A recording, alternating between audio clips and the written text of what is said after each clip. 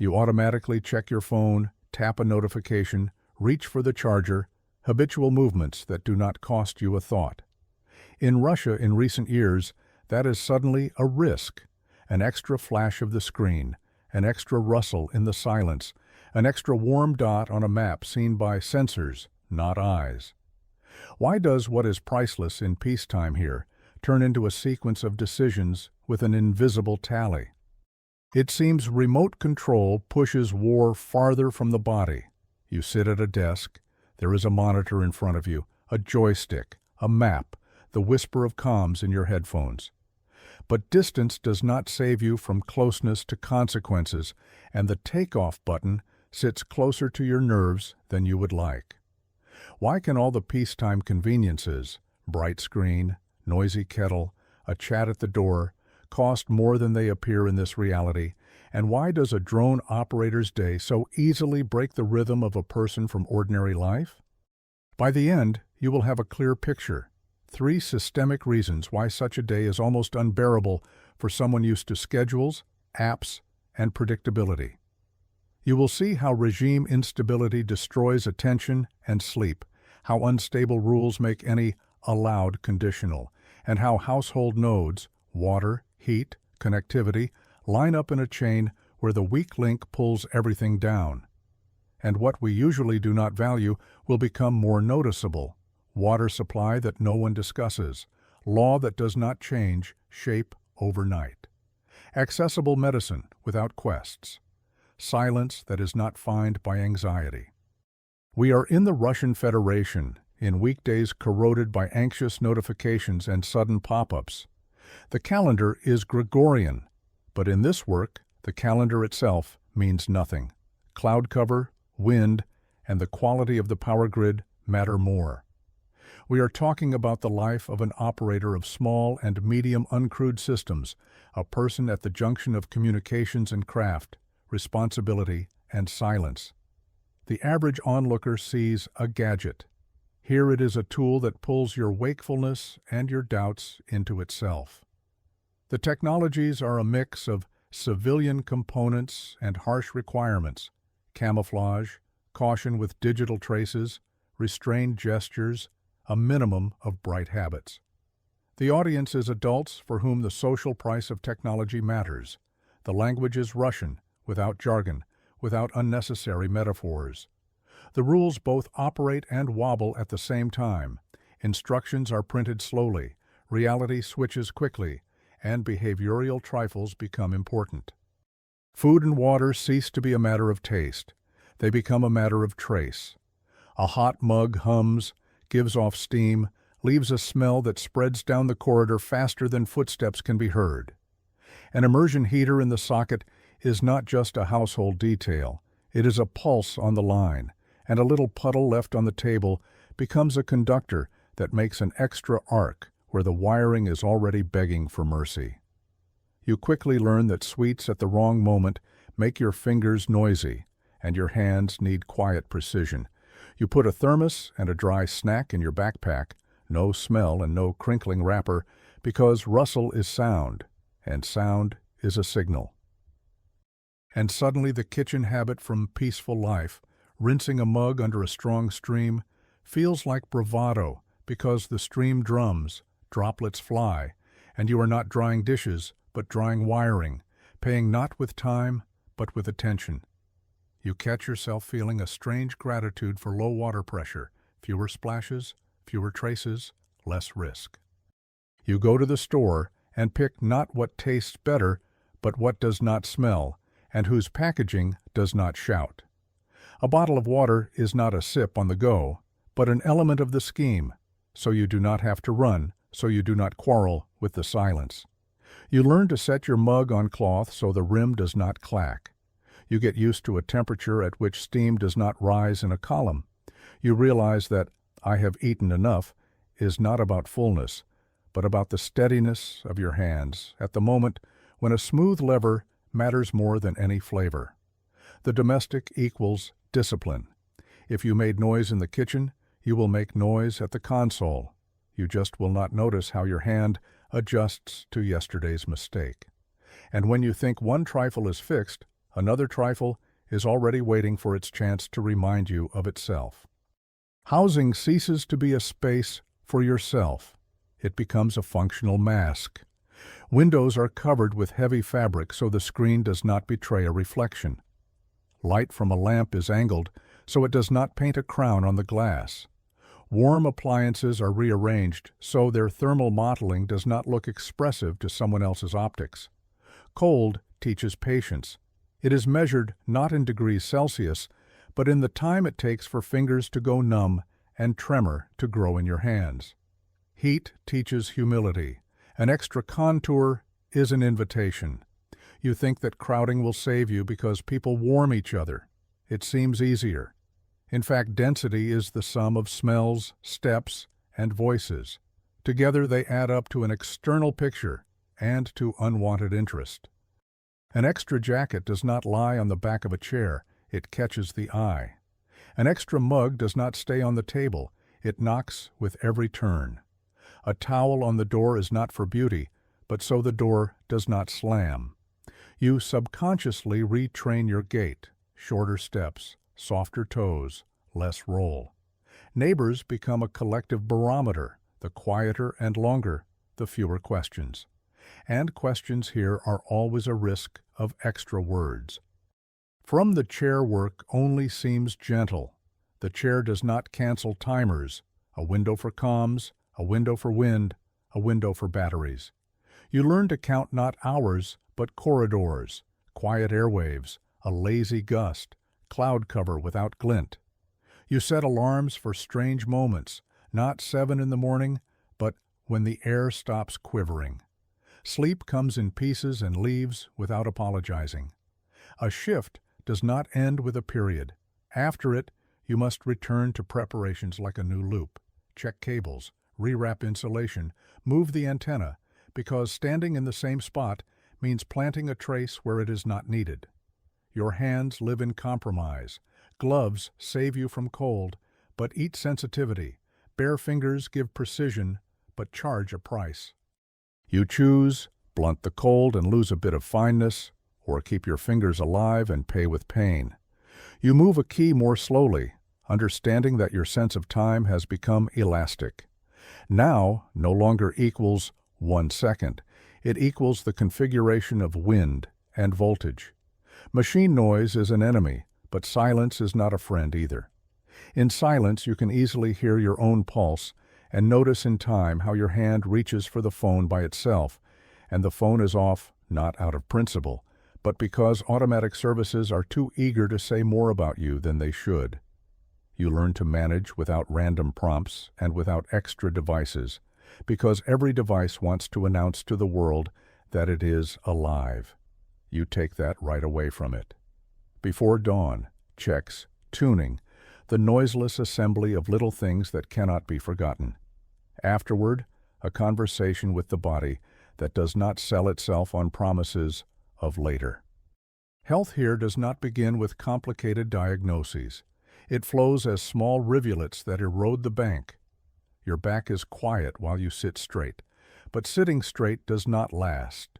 You need to reach, stand, lean, adjust the light. Your eyes are quiet while the image is soft. It is made soft not by optical quality, but by the rare moments when the air stops trembling. Your hands are quiet while the muscle is warm, but you warm up and cool down like a pendulum, and routine makes sharp movements harsher than they look from the outside. Fine motor skills grumble softly so long as you give them stability. Let the regime crumble, and they start rationing precision. You guard your sleep, but sleep guards you worse than before, because it has become ragged. Pills in your pocket are not bravado and not a habit.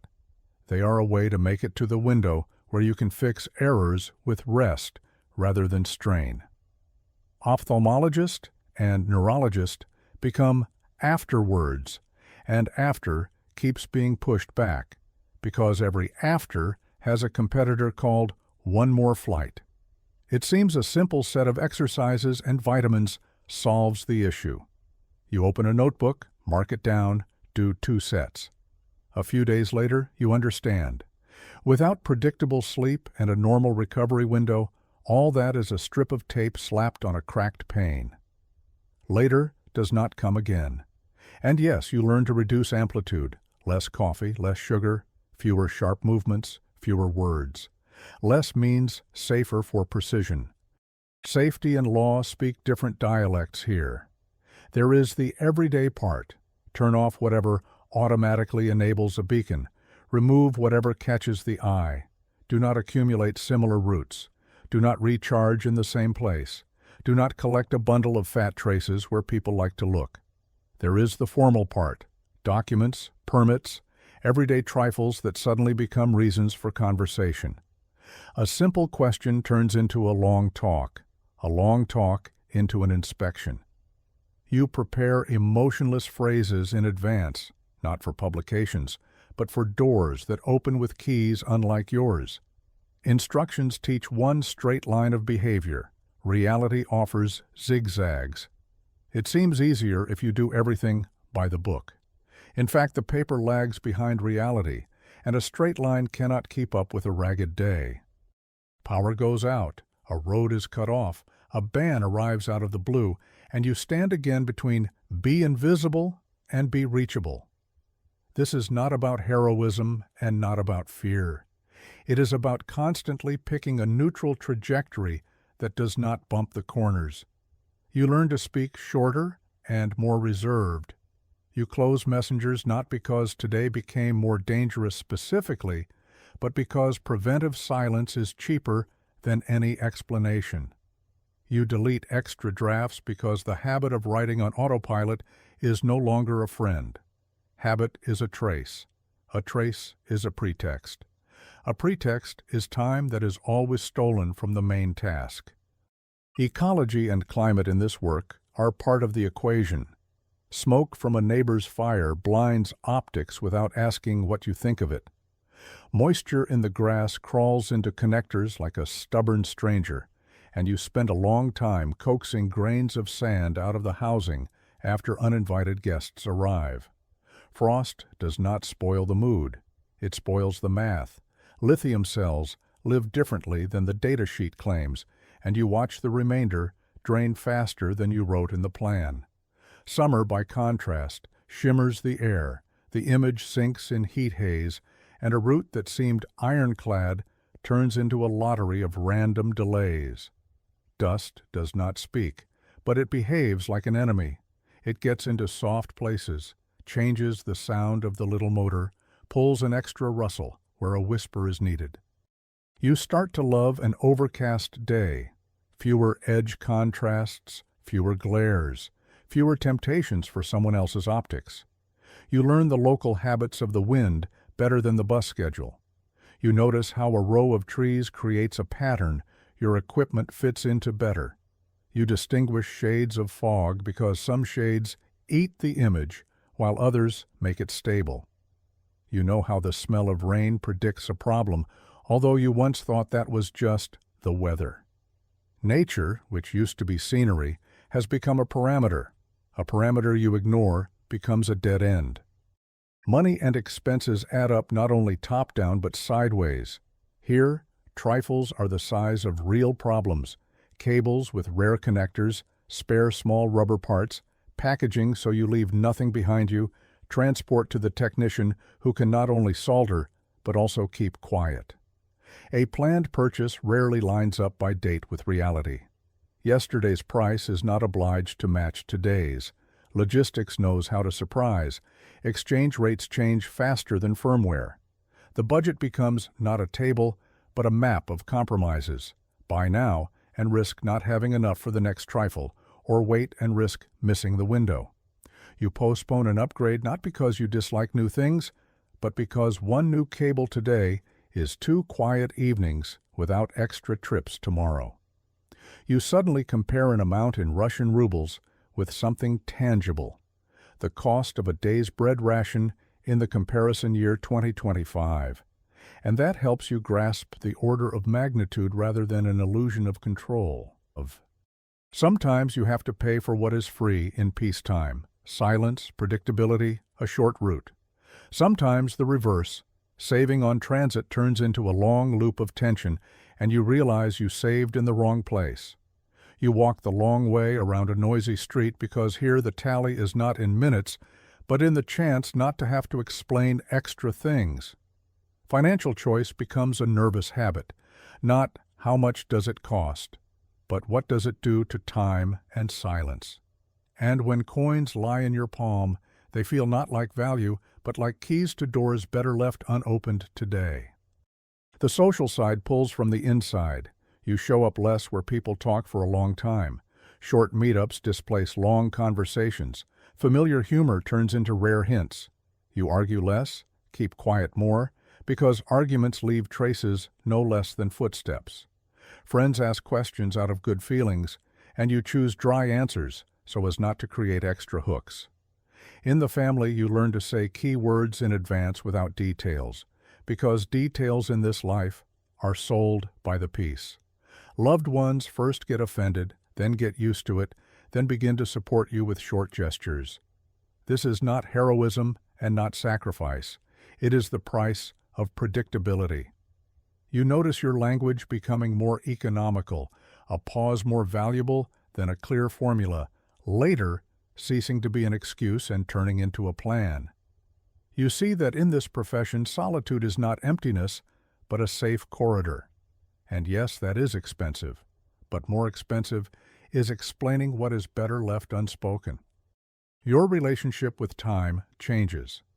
Now stops being a point and becomes the segment until the next window. Today stops being 24 hours and turns into a patchwork with seams. A day off is not rest, but the absence of an external timer. And even on a day off, your brain keeps holding the shadow of a schedule, as if a window could open suddenly and ask you to return. You learn to do things not one by one, but in batches, quickly, silently, without emotional tales. You pre-pack clothing so you do not search, food so you do not chew loudly or long, thoughts so you do not leave rough edges for anxiety to snag on.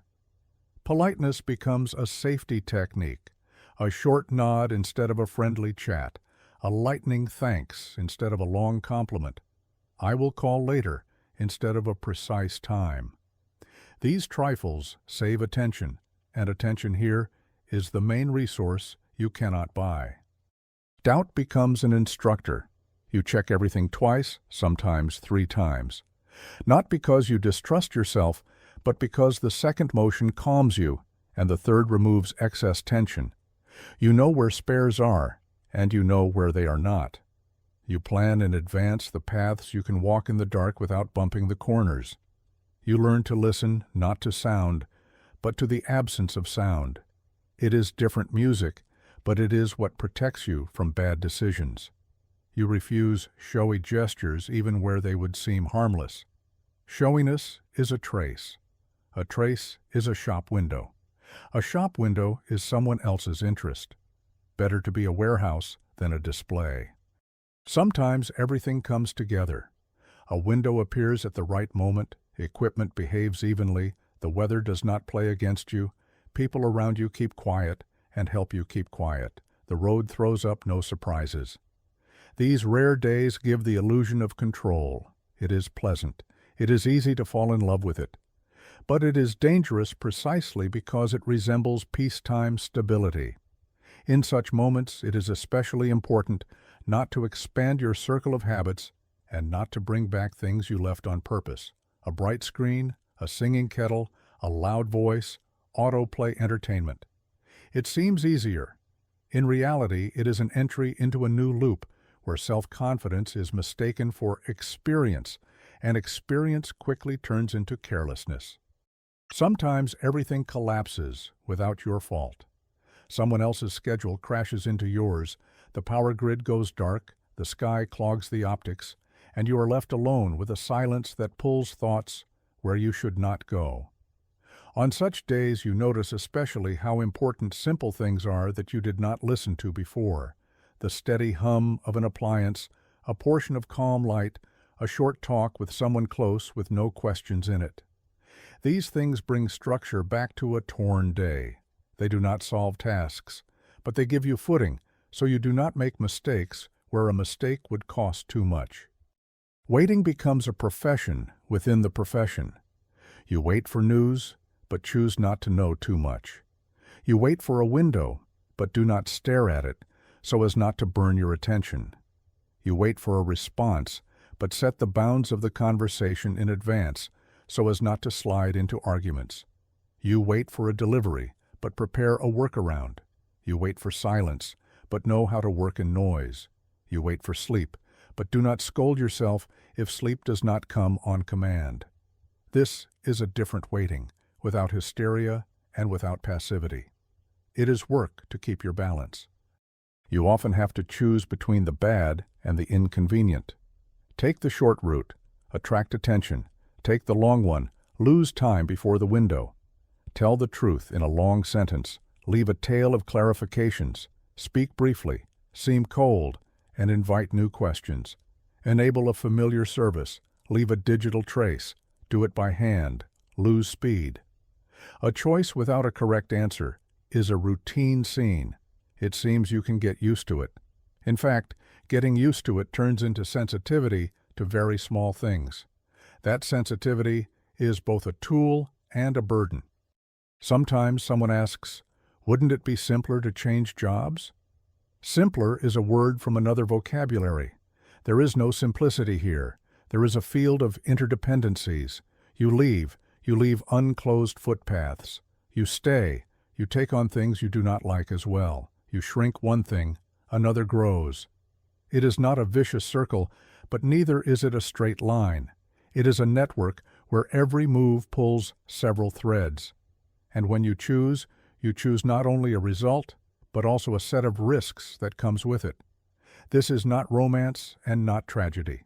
It is a calculation that is not voiced. Sometimes it seems everyone around knows everything, and anyone can give advice. In practice, advice on someone else's terms rarely helps. More useful are short, careful arrangements with those who understand the price of silence. Better to check the door than discuss why it slams. Better to remove extra objects in advance than explain why they are extra. Better to refuse an extra message than sadly erase traces later. Better a small reserve of calm in your pocket than a long conversation about big principles.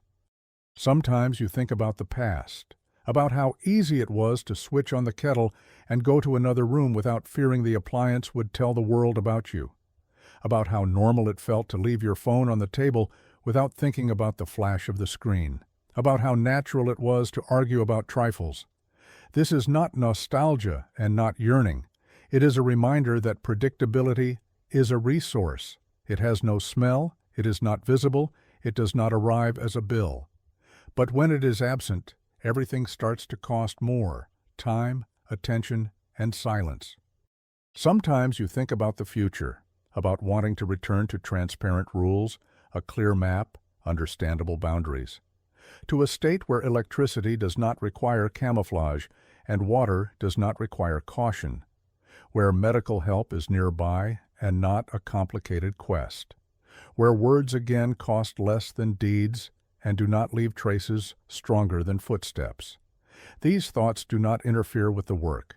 They remind you what you are saving yourself for.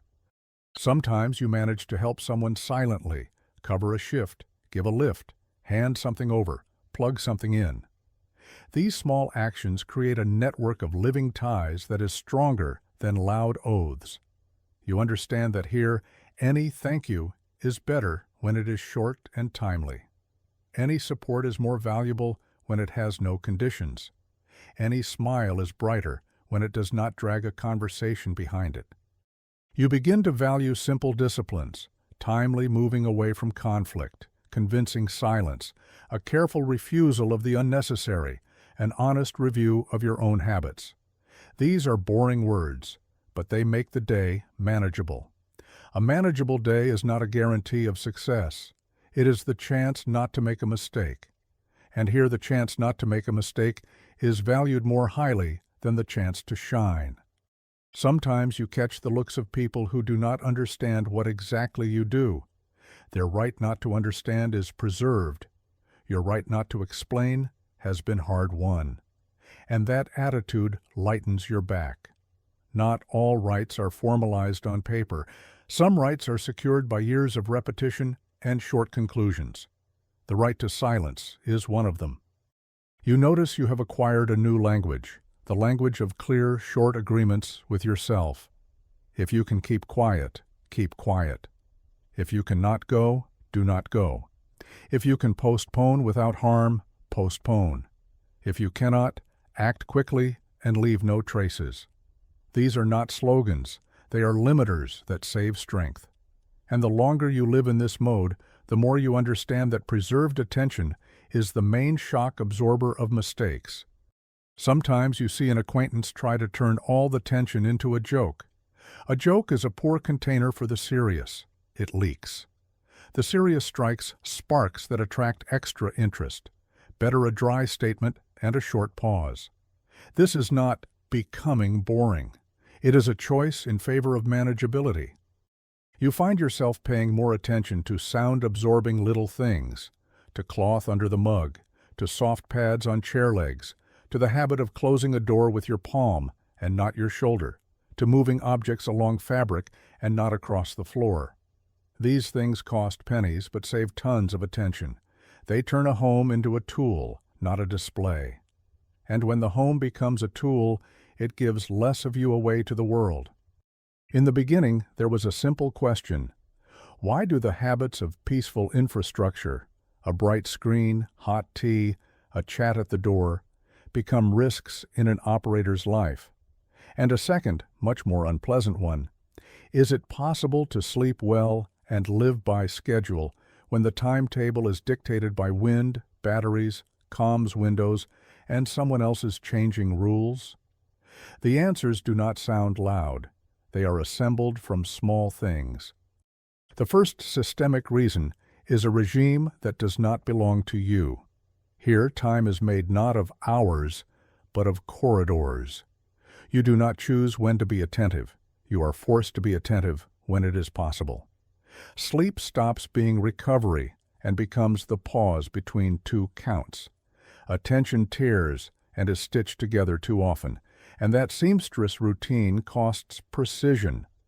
None of this shouts, but it eats away stability. Any household trifle, a mug's clink, a warm contour, a screen flash, either fits the rhythm or breaks it. If the rhythm is broken, the probability of error grows, and errors here are paid. The second is rules that refuse to line up. Where in peacetime you can learn the signs and never return to them, here the signs change shape. The paper does not keep up with the day, and the day does not obey the paper. Step by step you walk between be invisible and be reachable, and both modalities demand more than you can give. This piles up anxiety not from direct threat, but from constant mismatch. Polite conversations demand strength you do not have. Short answers save you, but create a taciturn reputation that is not always understood correctly. Nevertheless, cautious form is the best shield. It takes less than any passionate justification. The third is the sum of household nodes that stop being a backdrop. Water is the risk of a spill, and a spill is the risk of a small noise where silence is needed. Heat is not coziness, but a warm contour that shows where you are. Food is not about being full, but about giving your hands the fine motor control at the right moment. A cable is not a piece of hardware, but the guarantee that the next pull will not snap at the thinnest point. Each of these nodes is not scary by itself. Together they create a background on which any mistake becomes noticeable and expensive. It is this together that makes the day heavy. Is it possible to sleep well if the night is working and the day offers cues and arrangements? Possible, if you admit that sleep here is not rest, but a variable in the calculation. But then you pay not in rubles and not in minutes, but with your ability to remain steadily attentive. That price is higher than it looks from afar, because it does not come due immediately. First, you simply tire faster. Then you have to fix the consequences of small inattention. And fixing them is harder than not letting them happen in time. What do we underestimate in peacetime? Reliable water that no one discusses. Electricity that does not have to be hidden from a thermal imaging camera. Law that feels the same on Tuesday and on Saturday. The closeness of basic medical care that does not turn into a quest. The availability of transport that does not force you to watch for extra eyes. Silence that does not need explanations. None of this is a bonus, a luxury, or decor. It is invisible protection that is costly, precisely where it is lacking. You look at the screen and see more than you wanted, and you understand how loud silence can be. You switch off the phone and feel how much in life is tied to automatic self that ought to keep quiet, but loves to speak. You drink cold tea and suddenly value boiling water as a rare victory over circumstances rather than a household norm. You catch how something in you has tucked away sharp edges. You enter a room more softly, speak more briefly, gesture more slowly, set things down more carefully, smile more simply. And you understand this is not giving up, but adapting for the sake of precision. Precision here is both meaning and insurance. This day is not about heroics and not about the mythical technology people worship.